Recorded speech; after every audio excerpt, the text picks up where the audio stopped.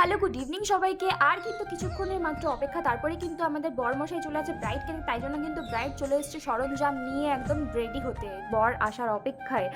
তো আমাদের makeup artist কিন্তু আমাদের ঘরেই ছিল, তাই জন্য আমাদের কিন্তু বাইরে যেতে হয়নি। আর মামি দেখো এখানে কিন্তু কমফোর্টেবলি হবে একদম নাইটি পরে ছাড়তে শুরু করে দিয়েছে। আর আমাদের ব্রাইড কিন্তু একদম বিশাল স্যাটিসফাই ওনার সাজানো দেখে। আই মেকআপটা তোমরা দেখে বুঝতে পারলে কতটা সুন্দর আই মেকআপ করেছে। আর ফুল লুকটা কমপ্লিট হওয়ার পর তোমাদেরকে দেখাবো, জাস্ট অসম লাগছিল দেখতে। তো দেখো গাইজ, এখানে কিন্তু আমরা মানে সবাই অ্যাডজাস্ট করে কিন্তু একটা ঘরে সাজতে বসে পড়েছিলাম। যদিও বা মামি বলেছিল এখানে কাউকে অ্যালাউ করবে না, তো দেখো বাধ্য হয়ে অ্যালাউ করতেই হয়েছিল, কারণ বাইরেটা অনেকটাই গরম ছিল। জাস্ট একটুখানি মনে হচ্ছিলো যে মেকআপ করাই যাবে না। তো দেখো এখানে কিন্তু সবাই চলে এসেছে বিয়ে বাড়িতে। এখন কিন্তু রাত বাজে রাত 10টার মতন, আর লগ্ন ছিল আমাদের রাত 12টার সময়। তো বর চলে আসবে একটু পরে, তাই জন্য আমি চলে যাচ্ছিলাম হচ্ছে বউয়ের কাছে রেডি ফেডি হয়ে।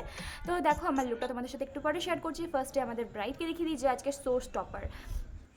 তো দেখো ব্রাইড কিন্তু এখানে ফুল রেডি আছে আর এখানে পোজ দিচ্ছে। তো দেখো ব্রাইডকে কিন্তু কতটা সুন্দর লাগছে, তোমরা কিন্তু অতি অবশ্যই আমাকে কমেন্ট করে জানাতে ভুলো না। আমাকে কেমন লাগছে সেটা জানাতে হবে না, বাট ব্রাইডকে কেমন লাগছে সেটা কিন্তু জানাতে একদম ভুলো না প্লিজ গাইজ। তো দেখো কিন্তু এখানে বরের যে শাশুড়ি মা আছেন, তিনি এখন জামাইকে বরণ করার জন্য এখন দাঁড়িয়ে আছেন, ওয়েট করছেন কখন থেকে। আর এই যে পেছনে বরযাত্রী নাচতে নাচতে ঢুকে পড়েছে ফটকা ফাটাতে ফাটাতে। তো আমাদেরও নাচতে ইচ্ছা করছিল, কিন্তু আমাদের নাচ করার কোনো উপায় নেই, যেহেতু বরযাত্রীটাই এখন ডান্স করবে, যেহেতু ওরা বউ নিতে এসছে। তো এখানে আস্তে আস্তে কিন্তু ওনারা সব বেরিয়ে পড়ছিলেন, আর ওনাদের ডান্স দেখে তো একদম একদম আমার অনেকই ভালো লাগছিলো, আমার মনে হচ্ছিলো আমিও গিয়ে নাচি। তো দেখো এখানে কত কত ফটকা ফাটানো হচ্ছিলো। আর তারপরে একটা রিচুয়ালস আছে আমাদের মধ্যে, যে বরকে কিন্তু হচ্ছে কোলে করে বিয়ের মণ্ডপে নিয়ে যেতে হয়।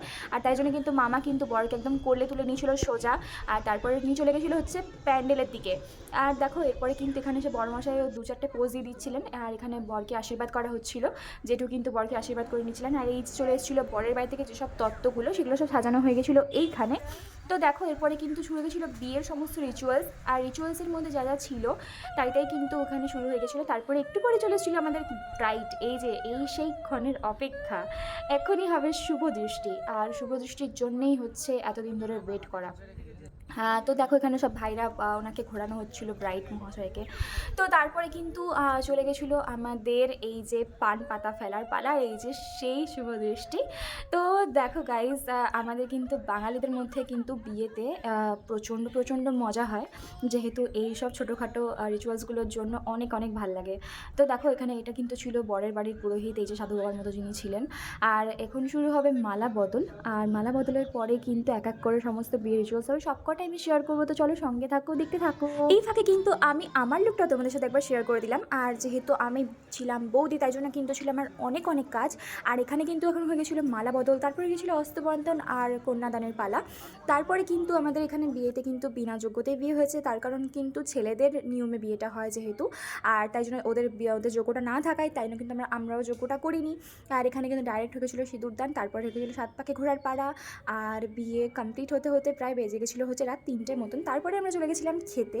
আর তার আগে আমি একবার প্যান্ডেলে গিয়ে ঘুরে এসে দেখি এই যে মহারানীরা আমাকে না বলেই এটা না খেতে বসে পড়েছেন, আর তার জন্য আমার অনেক অনেক রাগ হচ্ছিলো।